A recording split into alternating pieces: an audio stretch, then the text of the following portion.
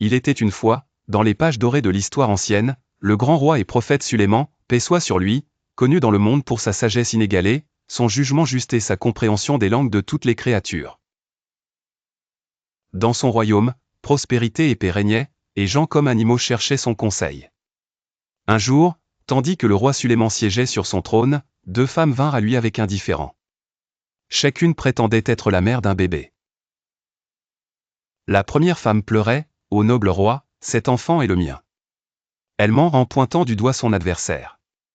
L'autre femme tenait bien le bébé et affirmait avec passion, « Non, mon Seigneur, elle est dans l'erreur, je suis la véritable mère. » Sulayman, paix soit sur lui, écouta attentivement, sans jamais interrompre les pleurs déchirants ni les déclarations émues de chaque femme.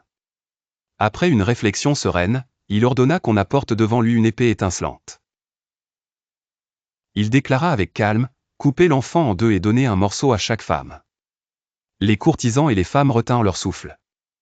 Mais alors, la première femme s'exclama avec effroi, « Non.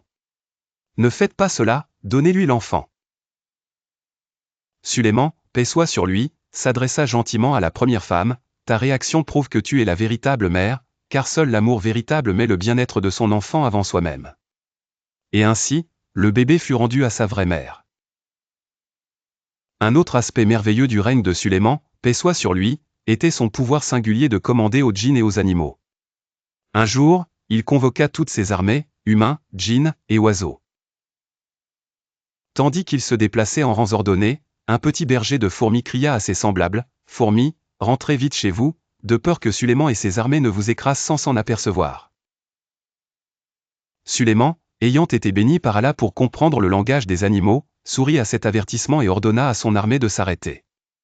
Il leva les mains vers le ciel et pria, « Ô Seigneur, accorde-moi la grâce et la reconnaissance de tes bienfaits sur moi et mes parents. » Ainsi, Sulayman, paix soit sur lui, démontra toujours gentillesse et compassion, apprenant aux humains et aux djinns le respect pour même les plus petites créatures d'Allah.